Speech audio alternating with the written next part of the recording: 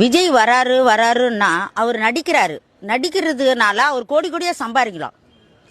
எம்ஜிஆர் அப்படிதான் இருந்தாரு, கோடி கோடியா சம்பாதிச்சாரு, மக்களுக்காக தான் வந்தாரு. மக்களுக்கு புதுசா வந்தாதான், பழையாலே வந்தா என்ன ஆகும், நாடு உருப்படல. கற்பழிப்பு, பெண்கள் கற்பழிப்பு நிறைய நடக்குது, வேலை வாய்ப்பு இல்ல, 1000 ரூபாய் கொடுத்து பிரயோஜனம் இல்ல, பிரி பஸ் கொடுத்து பிரயோஜனம் இல்ல. இந்த 1000 ரூபாய் எங்களுக்கு தேவையில்ல, பிரி பஸ் எங்களுக்கு தேவையில்லை, எதுவுமே தேவையில்ல. விலைவாசி கம்மி பண்ணா போதும், வரி கம்மி பண்ணா போதும், வீட்டு வாடகை கம்மி பண்ணா போதும். ஒரு வீட்டுக்கு ஒரு வேலை தரணும், எங்க கொடுத்தாங்களா? 1000 ரூபாய் எங்களுக்கு தேவையில்லைப்பா, ஃப்ரீ பாஸ் எங்களுக்கு தேவையில்லை, விலைவாசியை கம்மி பண்ண சொல்லு.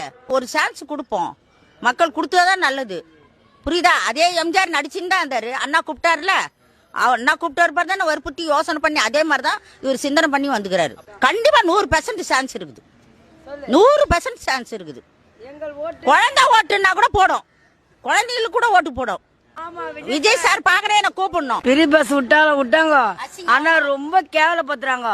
வாழ்க்கையில எவ்வளவு செலவு பண்றோம், அந்த 5 ரூபாய் எங்களால டிக்கெட் வாங்க முடியாதா? இது ஒரு பெருமையா உங்களுக்கு? அது தேவையே கிடையாது எங்களுக்கு.